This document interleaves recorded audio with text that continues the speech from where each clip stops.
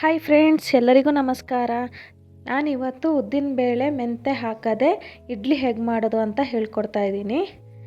ನಾನು ಈ ಲೋಟದಲ್ಲಿ 2 ರಿಂದ 3 ಲೋಟದಷ್ಟು ವೈಟ್ ರೈಸ್ ಸೇರಿಸ್ಕೊಂಡು ಚೆನ್ನಾಗಿ ತೊಳೆದು 7 ರಿಂದ 8 ಗಂಟೆಗಳ ಕಾಲ ನೆನೆಸಿಡ್ತಾ ಇದ್ದೀನಿ.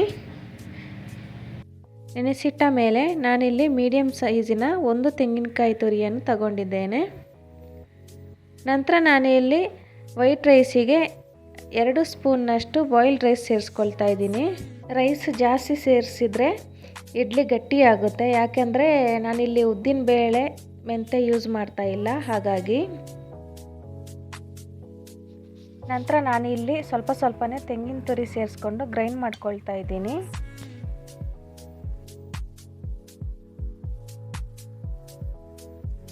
ಗ್ರೈಂಡ್ ಮಾಡ್ಕೊಳ್ಳುವಾಗ ಸ್ವಲ್ಪ ನೀರು ಸೇರಿಸ್ಕೊಳ್ಬೇಕು, ಜಾಸ್ತಿ ಸೇರ್ಸೋಕೆ ಹೋಗಬೇಡಿ.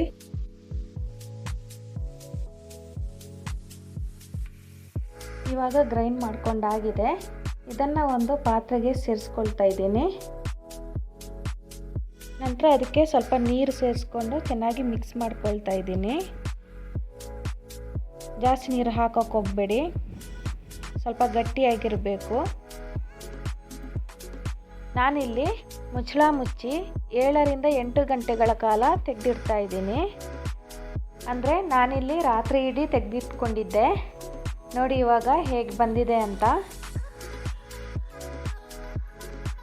ನೋಡಿ ಈ ಥರ ಬರಬೇಕು. ಅಂದರೆ ನಾನಿಲ್ಲಿ ಅಡುಗೆ ಸೋಡಾ ಉಪಯೋಗಿಸಿಲ್ಲ, ಚೆನ್ನಾಗಿ ಉಬ್ಬಿ ಬಂದಿದೆ.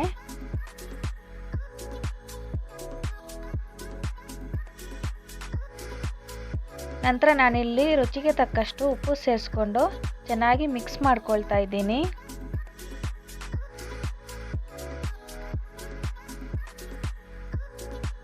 ಇಡ್ಲಿ ಪಾತ್ರಕ್ಕೆ 1/4 ಭಾಗದಷ್ಟು ನೀರು ಸೇರಿಸ್ಕೊಂಡು ಸ್ಟವ್ ಮೇಲೆ ಇಡ್ತಾ ಇದ್ದೀನಿ. ಚೆನ್ನಾಗಿ ಕುದಿ ಬರಬೇಕು.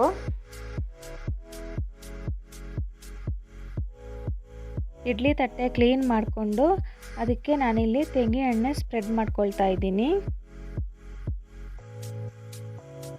ಇವಾಗ ನೀರು ಕುದಿ ಬಂದಿದೆ. ನಂತರ ಇಡ್ಲಿ ತಟ್ಟೆಗೆ ಹಿಟ್ಟು ಸೇರಿಸ್ಕೊಂಡು ಬೇಯಲಿಡ್ತಾ ಇದ್ದೀನಿ.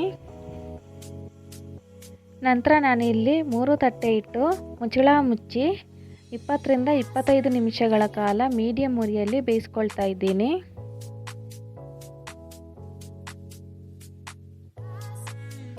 ರಿಂದ 25 ನಿಮಿಷ ಆಗಿದೆ. ಇವಾಗ ಚೆನ್ನಾಗಿ ಬೆಂದಿದೆ.